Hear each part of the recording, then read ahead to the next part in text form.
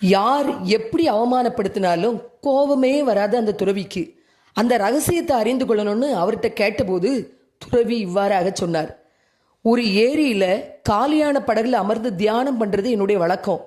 அப்படி ஒரு முறை தியானத்தில் இருந்தபோது நான் அமர்ந்திருந்த அந்த படகு முட்டியது இன்னொரு பெரிய படகு. இப்படி அஜாக்கிரதையாக முட்டுவிட்டது யார் என்று கோபமாக கண்ணை திறந்து பார்த்தால் அது ஒரு வெத்து படகு. காற்றுக்கு அசைந்து அசைந்து என்னுடைய படகில் மோதி இருக்கிறது.